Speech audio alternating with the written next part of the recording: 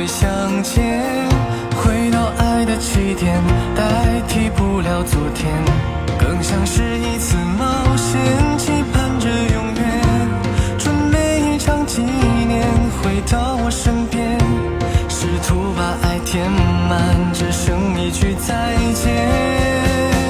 时光就是思绪，沿着光线飘远，带着你的礼物重返回过去，宿命的遇见，时间倒数遇见你，我愿一直在你身边。如果时间能够倒数遇见你，会微笑对你说好久不见了，想问你是否也在心里呼唤，相信爱的信念可以超越一切。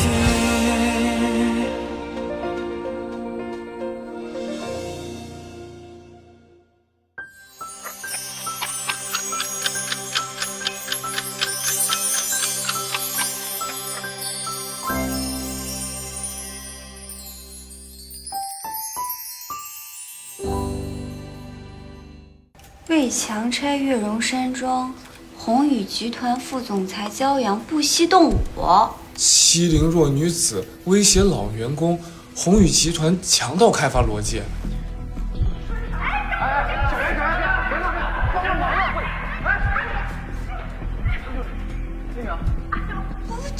这什么东西啊？分明就是恶意剪辑，真实情况不是这样，对吧？我就知道是假的。这件事情如今在网上闹得特别大。今天早上，月容山庄周边发现井栏的消息被爆出之后，动植物保护协会和众多的保护志愿者围在公司楼下，说宏宇是无良开发商，利用动植物牟利，要挟政府介入，请求公司停止月容山庄的开发。奇怪了，上次猫毛事件就有点不对劲，怎么会突然有水晶恶意攻击？这次也一样，为什么每次骄阳刚刚有点成绩就出现问题？难道是有人恶意破坏？其实针对这件事情，我们首先要做的就是安抚好志愿者的情绪，控制好媒体封锁消息，避免持续的发酵。这么做好歹能给我们争取点时间吧。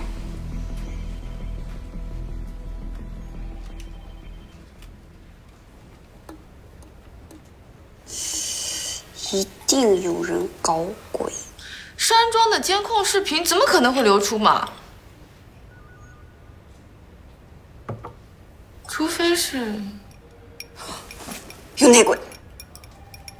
有内鬼？难道是山庄那边的人出卖了焦总？我觉得不是山庄的人。你们想啊，如果是山庄的人，他们要坑焦总，那他们一开始就不同意开发不就完事了吗？干嘛要绕这么大一圈子？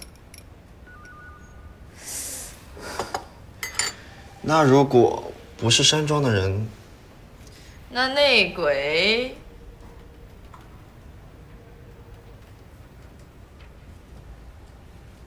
岂不是就是在……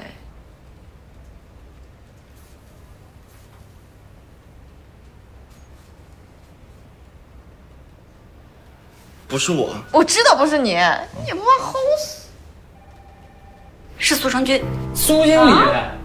我想起来了，小谢，你想想，我们被关在月容资料室的时候，我们去找锦兰的时候，还有我们接待考察团的时候，苏经理他都没有出现。可是焦总让苏经理留在山庄整理申请保护村的表格和锦兰的资料的呀。你说是焦雅让他这么做的？赵总监，我觉得在咱们还没有确切的证据的情况下，还是先不要怀疑苏经理吧。闭嘴！严秘书，你是真不知道，还是装傻，还是忘了？苏成军是焦总同母异父的哥哥，他要是想要谋权篡位，也很正常嘛。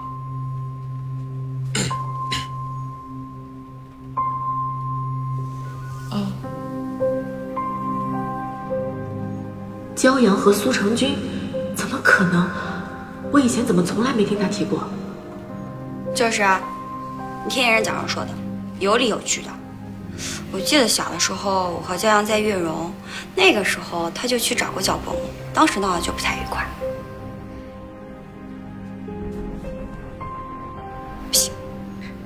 我得去告诉焦阳。喂，赵总监，你冷静点。蒋薇姐啊，苏经理是焦总的哥哥，我怎么不知道？你才来公司多久啊？我给你科普一下。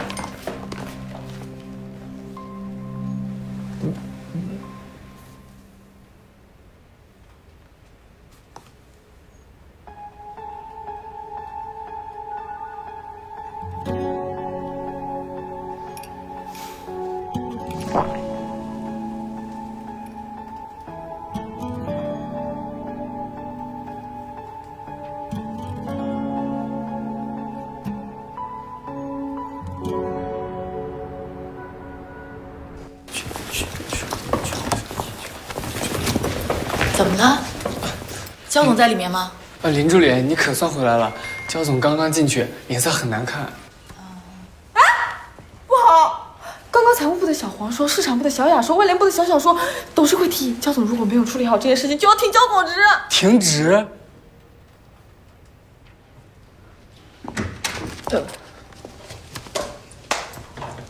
你们围在这儿干嘛？那个，焦总，您没事吧？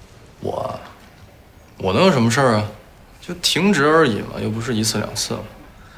这种事情你也难不到我，对吧？那焦总有什么办法吗？那林助理身为金牌助理，有什么高招吗？焦总，你觉着捐4款怎么样？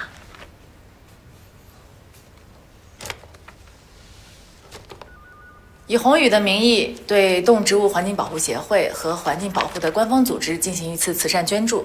那么这么一来呢，不仅可以挽回宏宇受损的名声，也可以向那些示威者展示我们宏宇对环境保护有着极大的热忱和决心。这都是你做的？嗯。好，就按你说的办。这样谁说的办啊？焦阳，你跑哪儿去了？我找你大圈，担心死我了。那林助理刚刚提了一个非常不错的建议，从现在开始，所有人都要听林助理的指挥。我要让那些图谋不轨的人看一看我们总裁办的实力。听林助理指挥，那焦阳你干嘛去？我当然是有其他事情要办了。蒋柔，你消息比较灵，你和丁丁呢就负责监测网络上的舆论动向。英俊、小新，你们负责联系山庄，拿到真正的监控视频，用作以后向外界澄清的证据。赵总监，你人脉比较广，那募捐名单的事情就交给你来负责了。苏经理，你经验比较丰富，对接捐款平台的事你来做。好。我呢会在下班之前把捐款方案完善出来交给大家。如果没什么问题的话，我们就开始行动吧。等等，我有问题。像捐款平台这么大的事情，怎么能交给一个外人呢？我不放心。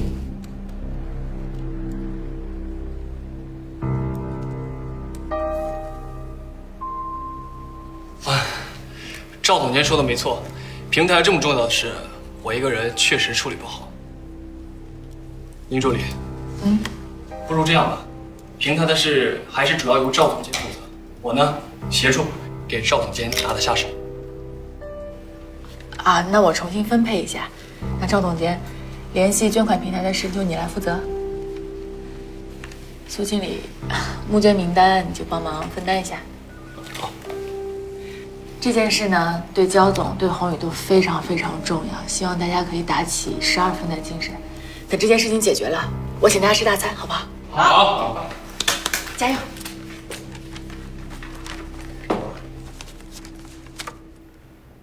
所以他到底喜不喜欢我？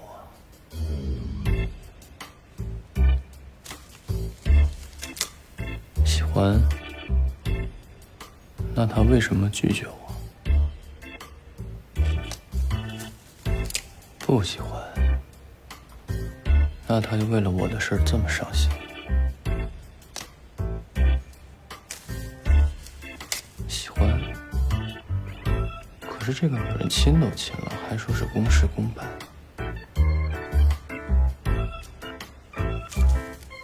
不喜欢。那他那天为什么哭着去山上找我？喜欢不喜欢？喜欢不喜欢？不喜欢，喜欢。请进。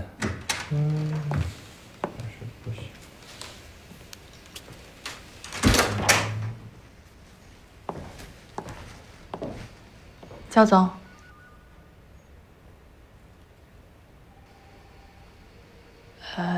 这就是你说的其他重要的事情啊？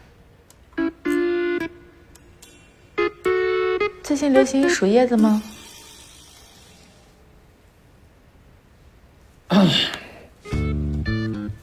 正所谓一花一世界，一叶一菩提。表面上来看，我是在数叶子，其实本总裁是在看着偌大世间的人生哲理。算了，你没有佛缘，你不懂，你就直接说找我什么事儿。那个董事会那边回复，不会资助我们这次的捐款活动，而且在这么短的时间内要筹集这么大一笔款项，实在是有点困难，所以就这个啊，我还以为多大点事儿呢。放心吧，钱的问题都不叫问题，我来解决就行了。程军啊，在红旅也这么长时间了，你的确是一个很有才华的人。和同龄人相比，你更踏实，也更能沉得住气。你拥有可以成为领导者的潜力。谢谢。但是，有潜力，不代表你能成为一个真正的领导。你是个什么样的人，我看得很清楚。焦阳和林淼在策划天台婚礼的时候，你明知场地有冲突，不提前告知焦阳，却背地里去联系别的酒店，你这是想借机出头吧？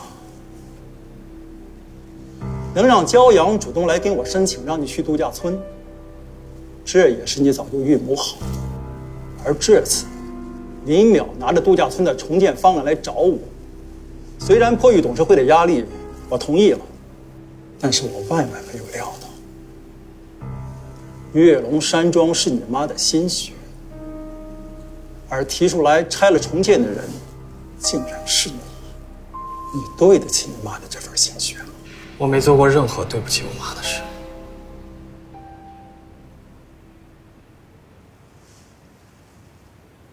好，既然提到你的母亲，那就看在她的面子上，我可以不再追究这件事情，但是你必须要离开红旅，否则追究到底。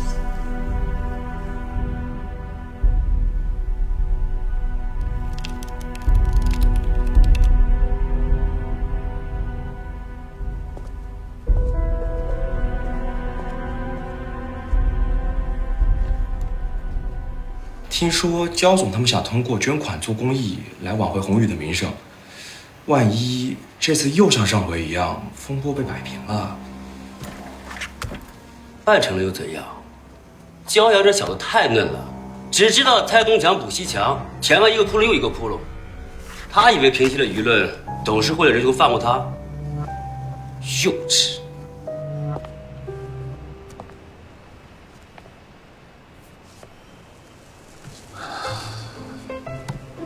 爱过，你以后要好好保养它，千万别刮花，别磕了碰了，说不定我跟他还能再续前缘。放心吧，我的车我会好好保护的。之前跟你商量那么久，碰都不让碰，这次怎么肯得爱了？关你屁事儿！赶紧打钱，少弄后悔。得，不过这车都卖了，焦总以后怎么上下班啊？你怎么那么事儿？那多少钱？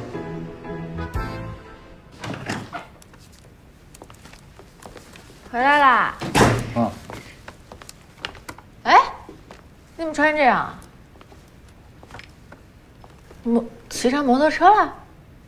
骑摩托车挺好的呀，不无聊，不堵车，能晒能拉风。该不会是把车卖了吧？你怎么知道？你真把车卖了呀？嗨，还有一辆破车而已嘛，卖了就卖了。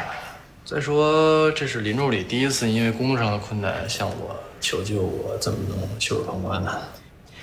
可是那是你24周岁的生日礼物，怎么可以？旧的不去，新的不来嘛。再说了，那辆破车我早就开腻。你看我现在穿上这一身，然后再开个摩托车，我觉得挺好的。你是不是又被我给迷住了？都这个时候了，你还有心情开玩笑啊？捐款的事儿不是由你全权负责吗？不过这样确实还不够。啊？这样还不够啊？那怎么办呀？公益活动的组织最多是打消民众对环境的顾虑，但接下来的重点是如何给董事会一个交代。你知道吗？锦兰的价值其实远不止于此。据我查证，现在已经有科研团队在着手做锦兰的人工培育产业化。如果我们能抢占先机，未来就可以瓜分一大部分市场。对啊，这样一来，不仅可以解决悦榕的盈利问题，还可以堵住董事会的悠悠之口。等我们实现了人工培育，世人们一定会被锦兰的美所震撼。爸爸，锦兰真的存在吗？小娟，锦兰可是这世界上最美的花，总有一天，爸爸会找到它，让世人为它的美所震撼。锦兰不仅仅是一种观赏类的植物，它的用途其实还十分的广泛。江阳，你知道吗？其实锦兰的用途非常广泛。现在一株难求的锦兰不仅可以实现人工培育，在未来更可以高达单枝数万元的价值。单枝数万元。虽然我相信锦兰在未来的前景可观，但这个价格会不会有点太夸张了？一点都不夸张。我跟你说，锦兰不仅有很高的观赏价值，它在医疗医美领域也有很高的利用价值。如果我们可以把它形成一条完整的产业链，我跟你说，这个前景非常可观。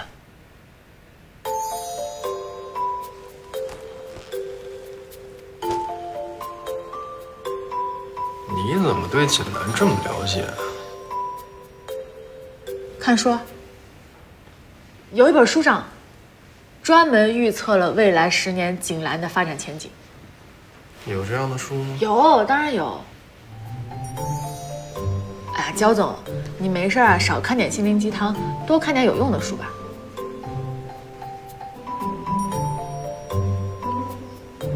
也不早了，我该洗澡睡觉了，你也早点休息啊。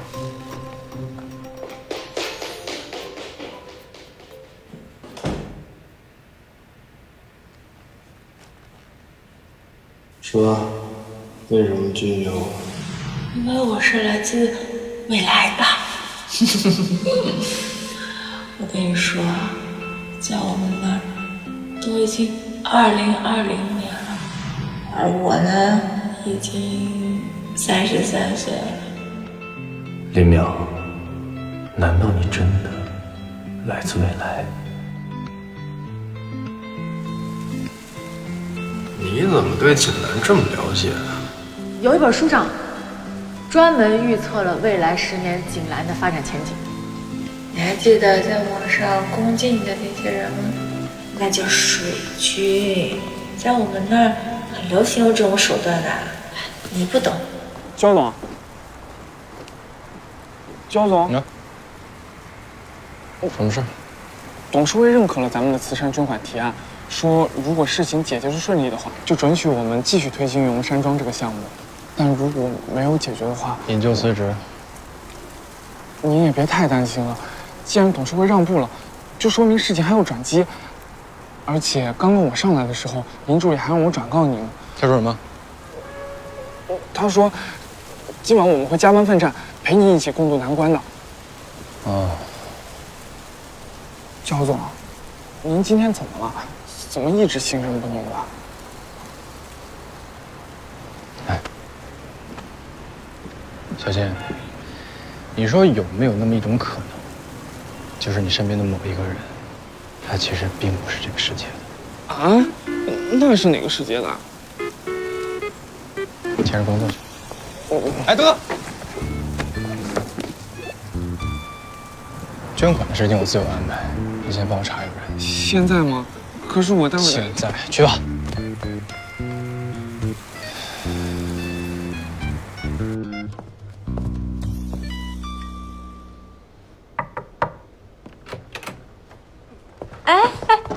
林助理，你怎么来了？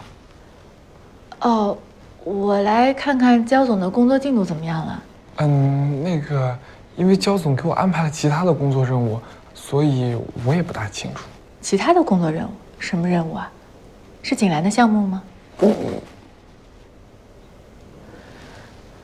这眼看就要停职了，还有功夫忙其他的事情，他在想什么呢？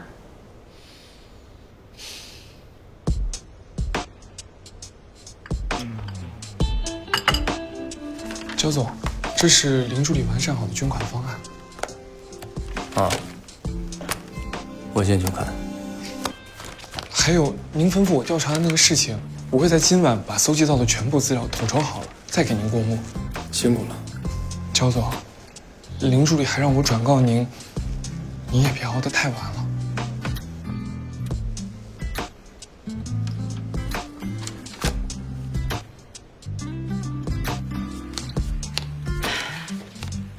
这是3天了，也不知道在忙什么。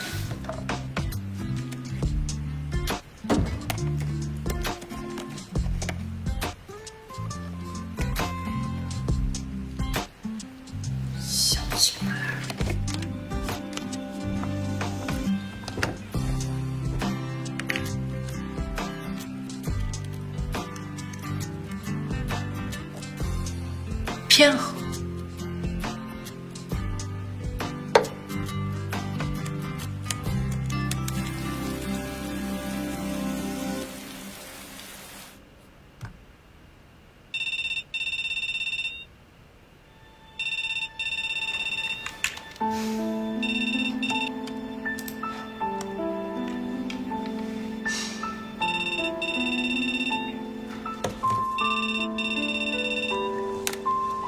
放心，都办妥了。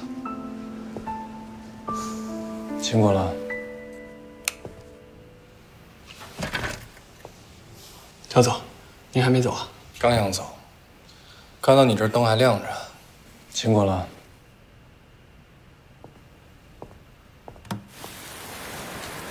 哎，君君，君君。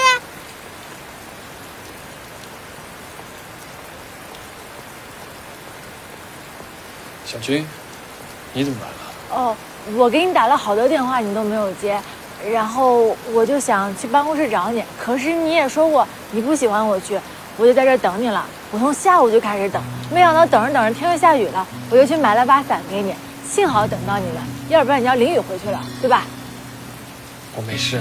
啊，对了对了，我还做了好多你爱吃的，排骨啊，土豆，有红烧小排、椒盐小排、枸杞排骨汤。黄油焗土豆，土豆，你要不要一会儿上我家一起吃啊？好，不过小军，以后还是别来屋子找我了。哎，你最近是不是有什么事情瞒着我呀？怎么会呢？我就是最近比较忙。那你要答应我。以后你不许不接我电话，你不许不回我的短信，不许不回我的 QQ。好，我知道了，走吧。啊，那个是你同事吗？要不要我给他买把伞送过去？不用，他有助理来接。哦。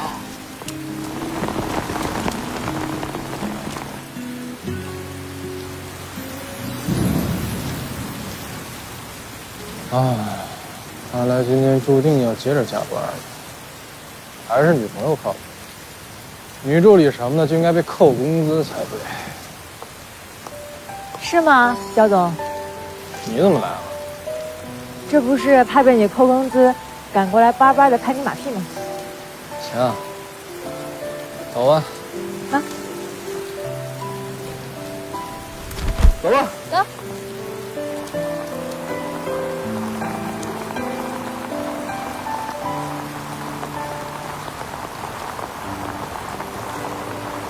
林淼，你有没有发现一个规律？什么呀？就是2个人打2把伞是很浪费的一件事。我觉得2个人有2把伞却只打1把才是一种浪费吧。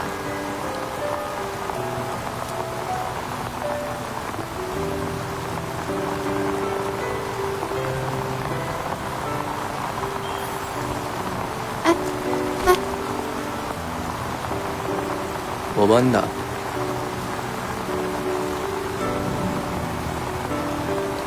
那焦总可要给我这个小助理撑好一阵子伞才能到家了。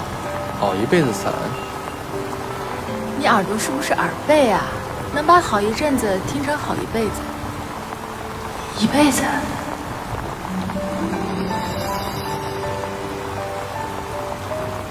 啊，焦总，我是您的助理，给您送伞是我的本分，请你不要再说这些不明不白的话了。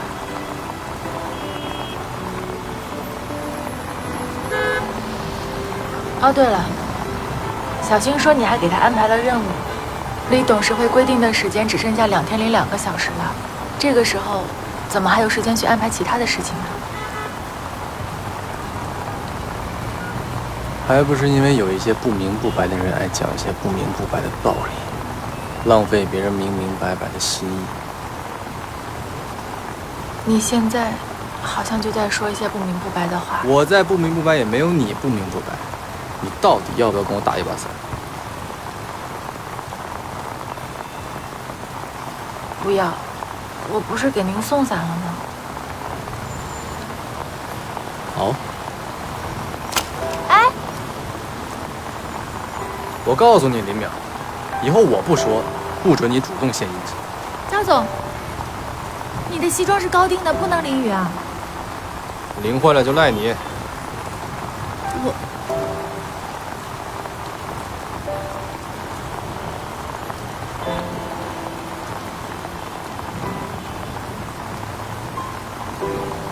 哪有什么一辈子？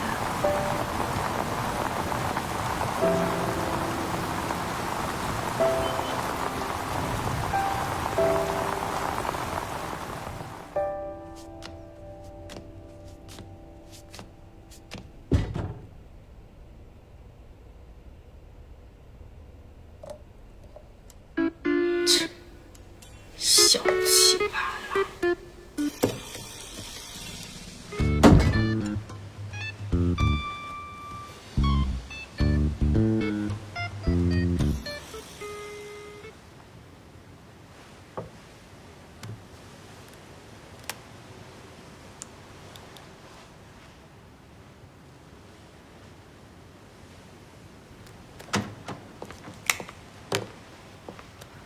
哎，陈军，我做的三明治，要不要吃一口啊？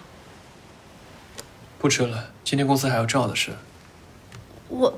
要不我给你打包一个，你可以带去公司吃啊。不用了，来不及了，我先走了。哎，不是，你可以带着，下班再吃啊。报告焦总，网上的舆论已经全部被控制住了。报告焦总，未经剪辑的视频已经寄到。报告焦总，赵总监这2天在外联系的募捐人也都愿意提供帮助。做得好。现在只差捐款平台的筛选，我们就算提前完成工作了。焦总，平台的选择上，我想我还需要林助理再帮我一把。需要林淼？你昨天不是说平台的筛选已经差不多完成了吗？是赵总监对我目前给出的信息强制度还不够满意，他说让林助理和我一起协同来完成这件事情。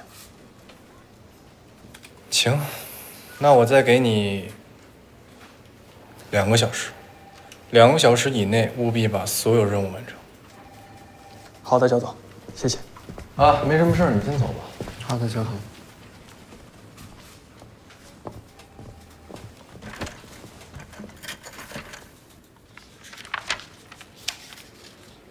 焦总，这是您让我调查的人的资料。林伟军，23岁，孤儿，父母双亡之后就在福利院里长大，与院里一个叫陈瑞芳的奶奶交好。这么惨啊！他的生平、学历、籍贯等资料都已经整理在这儿了。由于时间比较仓促，所以只有这2张在孤儿院的照片。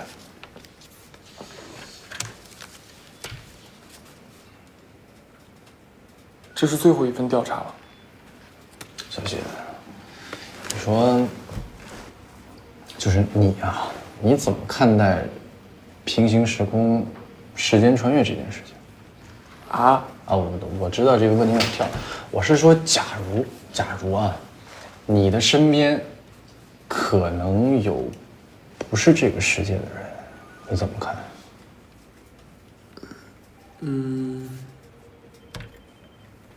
经过对大量影视作品的采样，穿越时空一般都是为了引发一场惊天动地的爱情。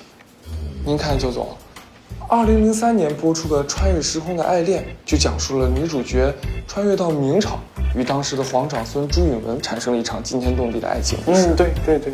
还有2001年 TVB 播出的《寻秦记》，又讲述了古天乐扮演的项少龙与当时的郭羡妮产生了一场情感上的纠葛。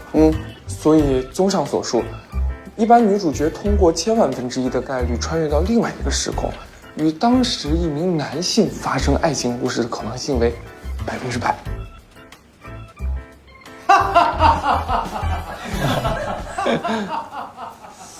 这焦总不会是受什么刺激了吧？哎，林淼呢？焦总，您今天上午不是把他派到苏经理那边去了吗？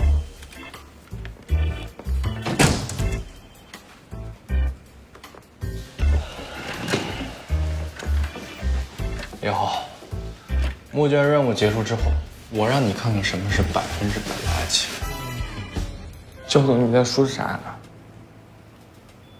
没什么。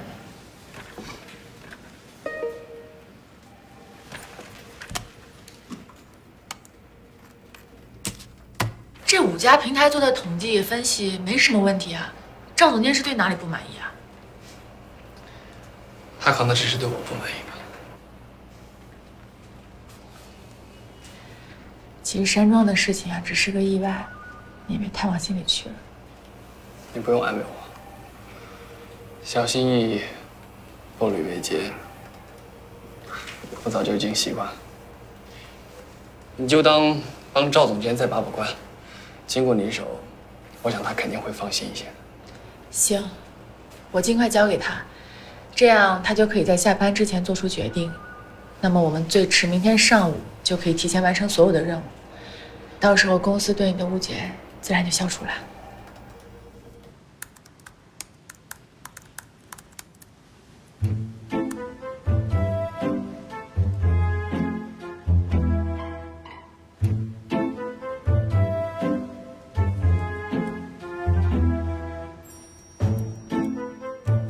陈军从来不喜欢我去公司找他，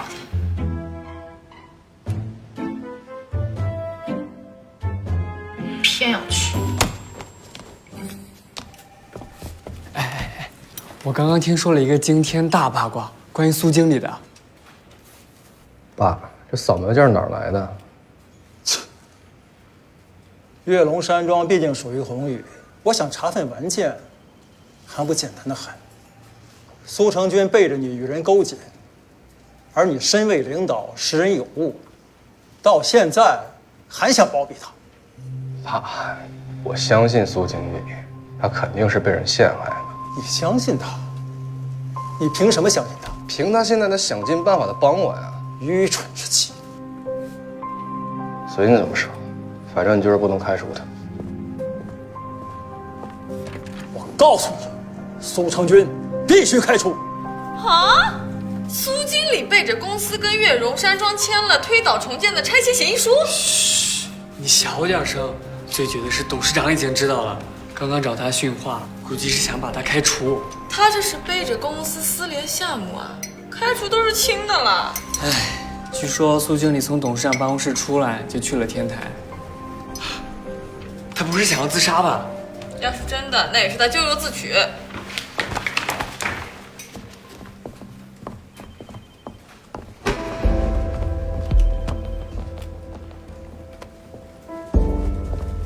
师傅，水已经浑了，我该上岸了。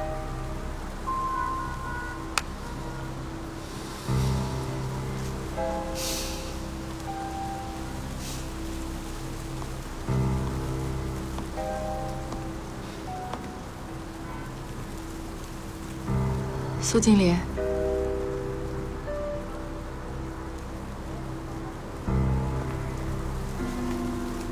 林助理，我听说了一些事儿，你还好吧？或许人有的时候就该认命吧。焦总邀请我加入他团队的时候，我是感恩的，所以我竭尽全力，只是为了帮助焦总完成这次度假村任务，却没想到还是弄巧成拙。以我的身份，大家怀疑我别有居心，是难免的。苏经理，你的能力大家是看在眼里的，我想这次一定是个误会，等误会过去，董事长一定会对你另眼相看的。真的吗？真的。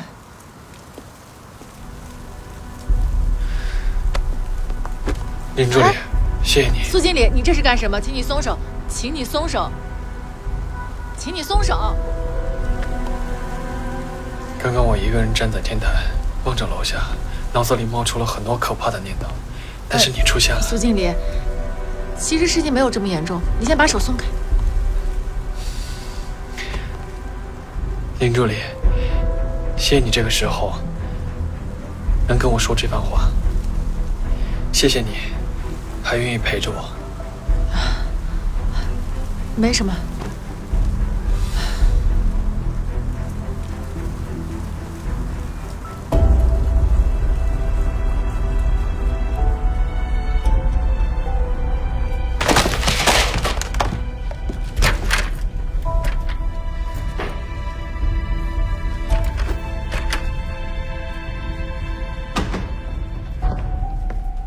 焦总，林助理没跟您在一块儿吗？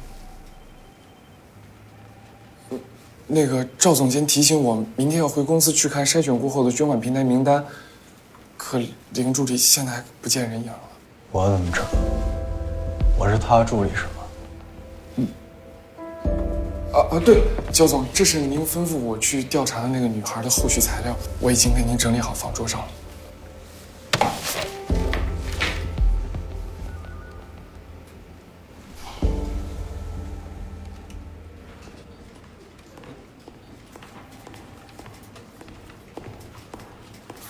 林伟军，你到底是什么人？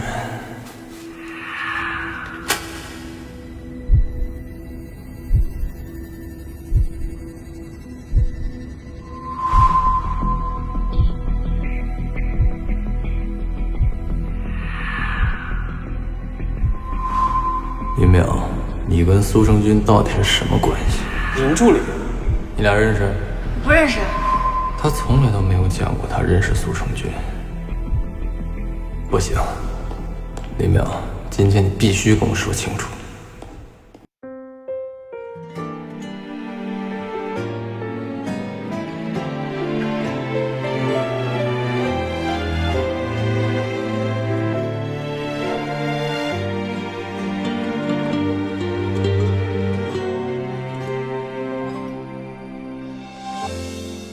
微风好像还没走远，陪你躲雨的屋檐，老地方总没变。花瓣加故事那一页，瞳孔为谁开写？那一幕幕想挽回的从前。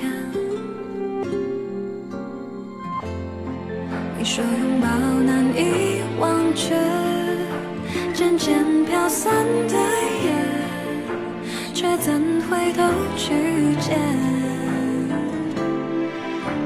漫天回音的喜悦，碎片，相信我会微笑阻止你哭着说再见，就让这相逢的起点，你和我的每个画面，时间倒数在从前直到完全，就让这相逢的起点，正是我们幸福瞬间，用尽一切跟你说未来，来得及看见，就让这相逢的起点，你和我的每个画面，时间倒数在从前直到完全，就让这相逢的起点，正是我们幸福瞬间，用尽一切跟你说未来，